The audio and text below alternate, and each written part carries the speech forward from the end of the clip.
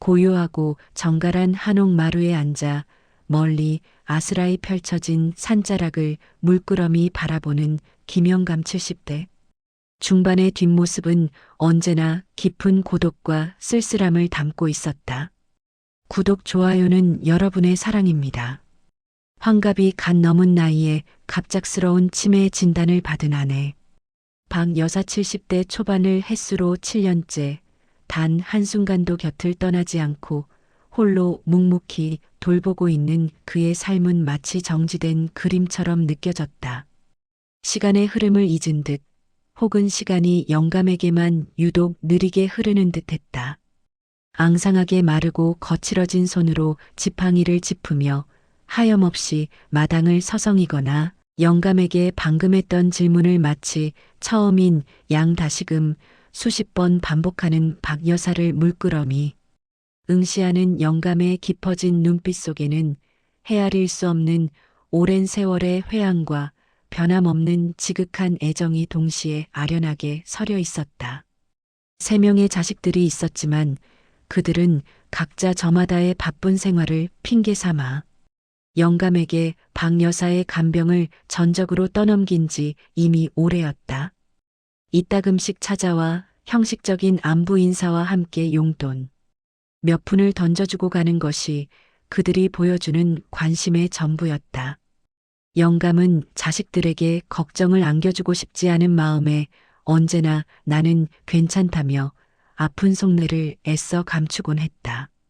하지만 밤늦도록 잠 못 이루는 날이 부지기수였다. 캄캄한 밤하늘을 등진 채 창밖을 하염없이 바라보며 깊은 한숨을 내쉬거나 때로는 곤히 잠든 아내의 야윈 얼굴을 물끄러미 어루만지며 과거를 회상하곤 했다. 거칠게 트고 갈라진 손마디와 점점 굽어가는 허리는 아내를 돌보며 살아온 영감의 고단했던 지난 세월을 묵묵히 증언하는 듯했다. 사랑하는 아내의 병수 바른 때때로 영감의 몸과 마음을 신압으로 갉아먹는 극심한 고통이자 형벌처럼 느껴지기도 했다. 그러나 영감은 단 한 번도, 정말 단 한 번도 아내의 손을 놓거나 포기할 생각조차 해본 적이 없었다. 그것은 오랜 세월을 함께하며 서로에게 깊이 뿌리내린 부부의 끈끈한 정이었고 동시에 영감 자신이 지키고자 했던 마지막 자존심이자 삶의 이유 그 자체였다. 그는 아내가 자신을 잊어도 자신은 아내를 잊을 수 없음을 매일매일 되뇌었다. 박 여사의 기억이 희미해질수록 영감의 기억은 더욱 또렷해져 갔다. 그녀와의 모든 순간들을 붙잡아 두려는 듯이 영감은 여느 때와 다름없이 이른 새벽 동이 트기도 전에 일어나 아내가 유독 좋아했던 콩나물국을 정성껏 끓이기 시작했다. 팔팔 끓어오르는 육수 냄새와 콩나물 특유의 시원한 향이 한옥집 가득 퍼져나갔다. 박 여사는 콩나물국을 정말 좋아했다. 뜨거운 국물 한 숟가락에 크으하며 감탄사를 연발하던 모습이 아직도 영감의 눈앞에 선명했다. 그러나 이제 그녀는 그 따뜻한 콩나물국 그릇을 앞에 두고도 숟가락질을 제대로 하지 못했다. 심지어 숟가락을 어떻게 잡아야 하는지조차 잊어버린 듯 멍하니 그릇만 응시할 때도 많았다. 영감은 그런 아내를 조심스럽게 마주보며 숟가락으로 국을 떠 아내의 입가에 마치 아기를 먹이듯 부드럽게 가져갔다. 여보, 이거 당신이 제일 좋아하는 콩나물국이요. 뜨거우니 후후 불어드시구려. 맛이 괜찮은지 한번 보시게. 박 여사는 마치 모든 것이 처음인 것처럼 멍한 눈으로 영감을 한참 동안이나 바라보았다.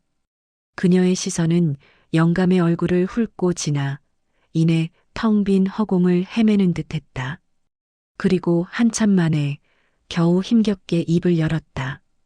그녀의 목소리는 갈라지고 힘이 없었다. 누구세요? 여기는 어디고? 영감의 가슴은 그 한마디에 산산조각 나는 듯한 아픔을 느꼈다. 매일같이 겪는 일이었지만 익숙해질 수 없는 고통이었다. 아내가 자신을 알아보지 못할 때마다 세상이 자신에게서 멀어져 가는 것 같았고 모든 것이 무의미하게 느껴지곤 했다. 영감은 정말 애써 입가에 미소를 지어 보였다.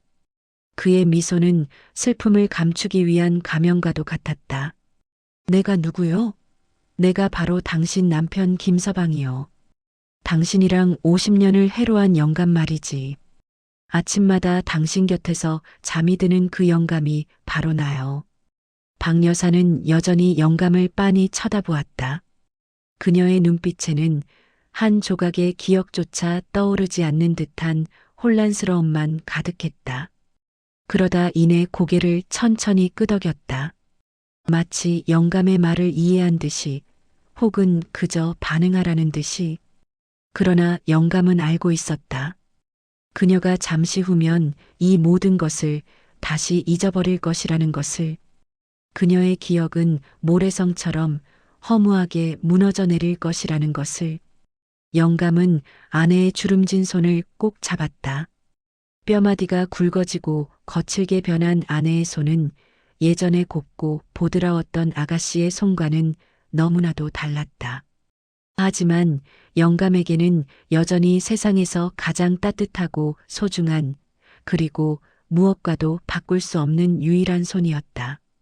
그는 아내의 손을 잡으며 마치 과거의 아내와 소통하는 듯한 위안을 느꼈다. 어느 무더운 여름날 오후 영감에게 한 통의 뜻밖의 전화가 걸려왔다. 발신자는 생전 처음 들어보는 증권사의 은행원이었다. 은행원은 조심스러운 목소리로 박 여사 명의의 증권 계좌에 대한 이야기를 꺼냈다. 영감은 의아함을 금치 못했다. 아내가 주식 투자를 했다니 그것도 자신 몰래? 상상조차 해본 적 없는 일이었다.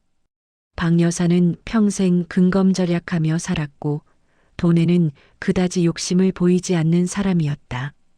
은행원은 영감의 혼란스러운 마음을 아는지 모르는지 더욱 조심스러운 어조로 계좌 잔액을 알려줬다. 영감은 자신의 귀를, 아니 자신의 평생을 의심했다. 200억 원. 그 엄청난 상상조차 할 수 없는 액수에 영감은 마치 망치로 머리를 수십 번 연달아 맞은 듯 멍해졌다. 그 자리에 그대로 얼어붙어 한동안 아무 말도 할 수 없었다. 은행원의 설명을 듣고 영감은 비로소 모든 퍼즐이 맞춰지는 듯한 느낌을 받았다.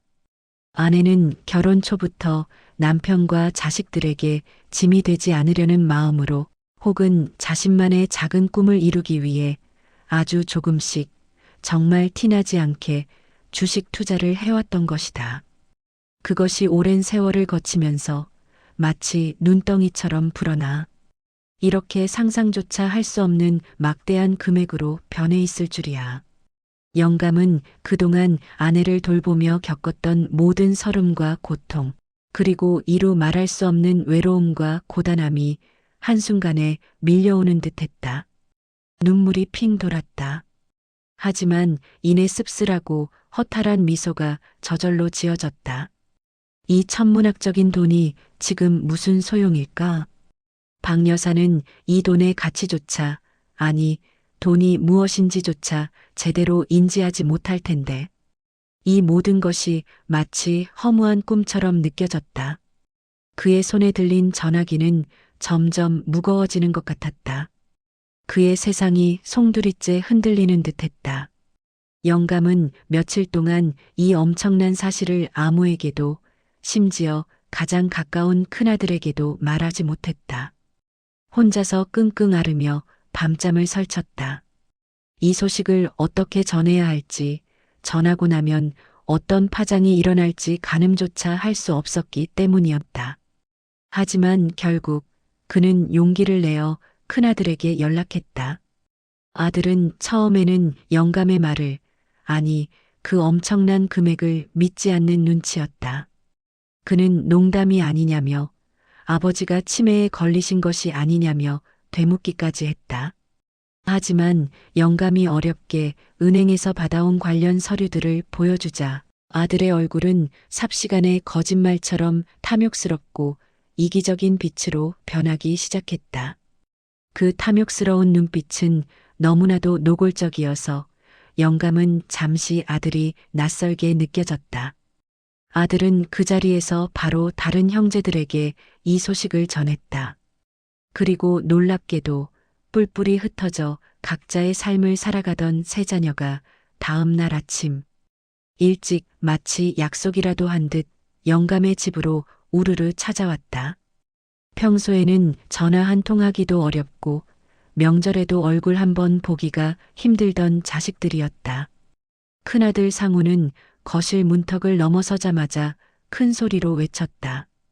그의 목소리에는 어딘가 모르게 들뜬 기색이 역력했다. 아버지, 그동안 어머니 혼자 돌보시느라 얼마나 힘드셨어요?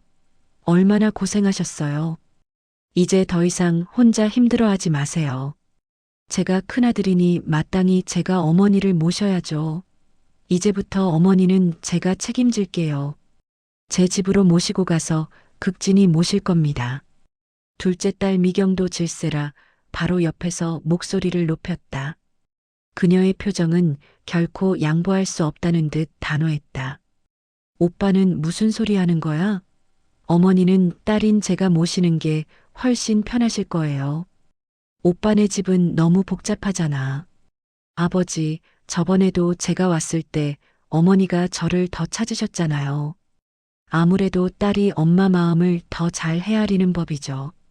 제가 어머니를 모시고 가서 건강하게 잘 돌볼게요. 걱정 마세요. 막내 아들 민우는 한술 더 떴다. 그는 마치 자신이 가장 합리적인 제안을 하는 것처럼 보였다. 두 분 다 무슨 소리 하세요? 저는 미국에서 사업을 정리하고 곧 한국으로 들어올 예정입니다.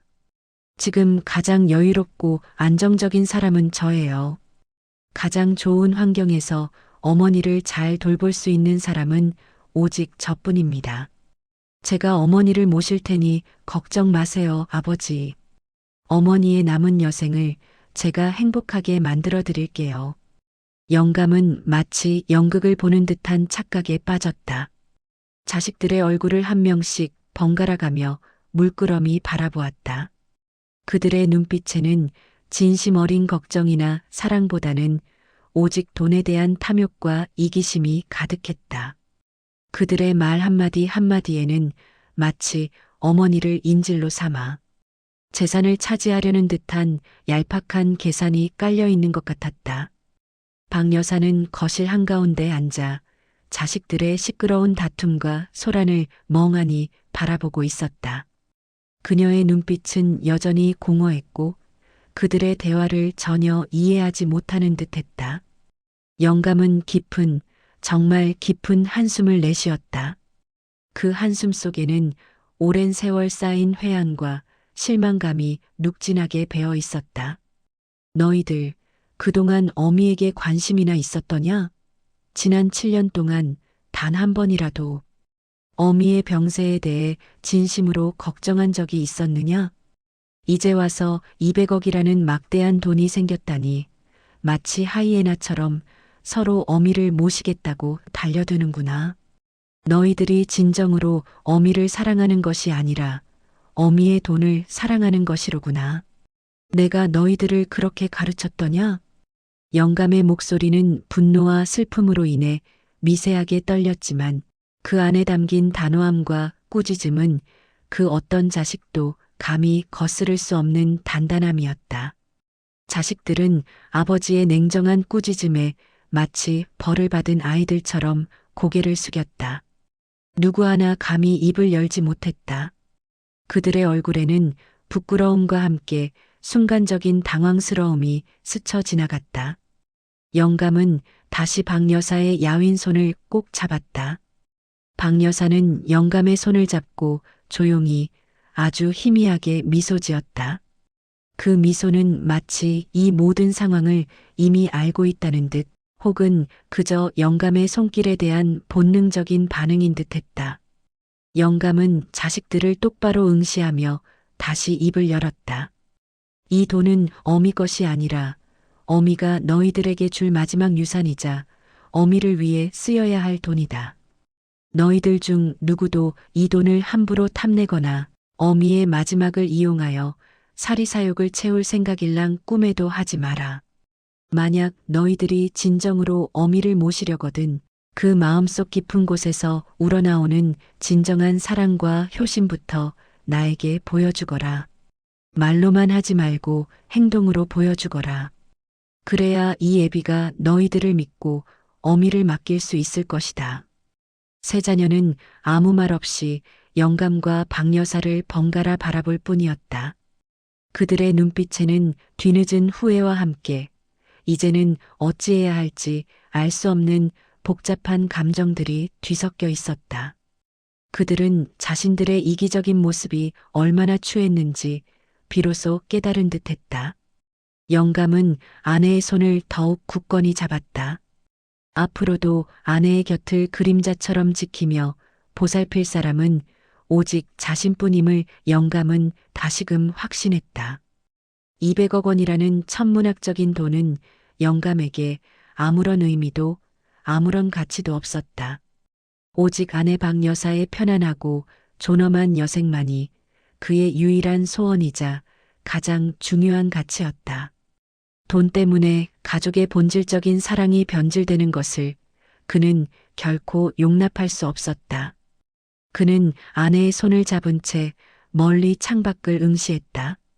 석양에 물들어가는 하늘처럼 그의 마음속에도 복잡한 감정들이 교차하고 있었다. 그날 이후 놀랍게도 자식들은 이전과는 확연히 다른 모습을 보였다. 마치 새롭게 태어난 사람들처럼. 더 이상 돈에 대한 언급은 없었다. 매일같이 번갈아 영감의 집을 찾아와 박여사를 살뜰하게 돌보기 시작했다. 처음에는 어색하고 부자연스러웠던 그들의 행동은 시간이 지나면서 진정한 마음에서 우러나오는 듯한 진심 어린 보살핌으로 변해갔다. 자식들은 더 이상 돈 이야기를 꺼내지 않았다. 그저 박여사의 야윈 손을 잡고 어린 시절의 추억을 이야기해 주거나 함께 마당을 거닐며 꽃구경을 시켜드리는 등의 소소하지만 따뜻한 일상을 함께 나누었다. 박여사의 얼굴에는 오랜만에 희미하게나마 잔잔한 미소가 번지기 시작했다. 때로는 자식들의 어릴 적 장난을 기억해내는 듯한 맑은 눈빛을 보이기도 했다. 영감은 비록 뒤늦게나마 자식들이 진정한 가족의 의미와 효심을 깨달은 것 같아 가슴 한편이 따뜻하고 뿌듯해졌다. 물론 박여사의 치매가 완치될 수는 없을 것이다. 하지만 자식들의 따뜻하고 진심 어린 보살핌 속에서 남은 여생을 행복하고 존엄하게 보낼 수 있을 것이라는 한 줄기 희망이 영감의 마음속에 아련하게 피어났다. 영감은 고요히 잠든 아내의 손을 조용히 잡고 멀리 창밖을 바라보았다. 늦가을의 쓸쓸하고 고즈넉한 풍경 속에서 영감의 깊어진 얼굴에는 이제 더 이상 짙은 고독과 쓸쓸함이 아닌 깊은 평온함과 잔잔한 행복이 아련하게 서려 있었다. 200억 원이라는 막대한 재산은 그들에게 진정한 가족의 의미와 변치 않는 사랑의 가치를 되찾아준 세상. 그 무엇보다 소중한 선물이 되었다. 돈이 아닌 마음이 결국 모든 것을 변화시키는 힘을 가지고 있음을 그들은 깨달았다. 감사합니다. 구독, 좋아요는 여러분의 사랑입니다.